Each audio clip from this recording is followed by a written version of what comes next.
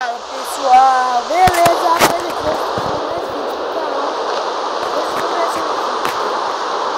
Um mapa aqui, eu não sei como fazer deixar download aí.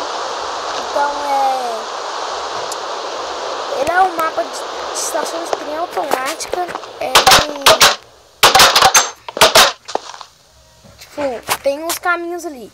Quando a luz está acesa, significa que está indo para um caminho. Peraí que eu vou mostrar pra vocês ali. Não, velho, parece que é da mapa. Assim,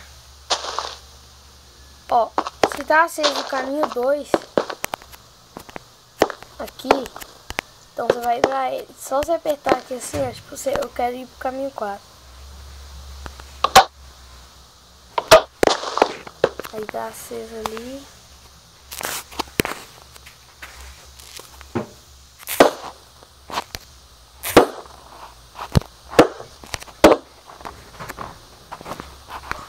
Vou entrar no carrinho pra vocês verem, né?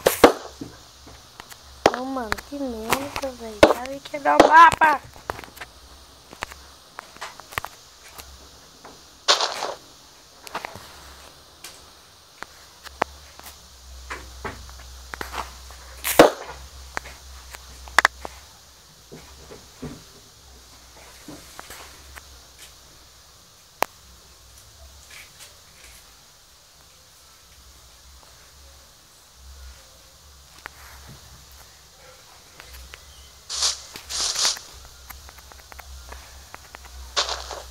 Aqui é o sistema de redstone aqui, né?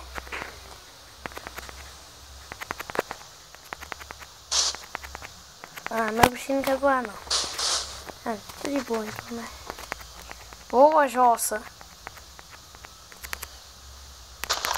Não quer nem abaixar, velho.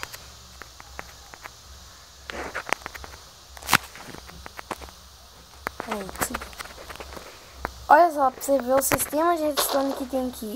Em volta desse mapa aqui. O mapa é bem grande. Olha o sistema de redstone. É muito grande também.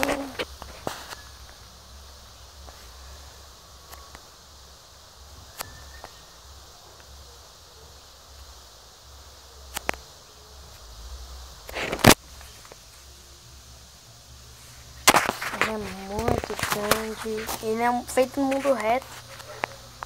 Não, mas o sistema, velho. O cara que fez esse mapa caprichou, viu? Aí, explica, pra que serve esse painel de luz solar?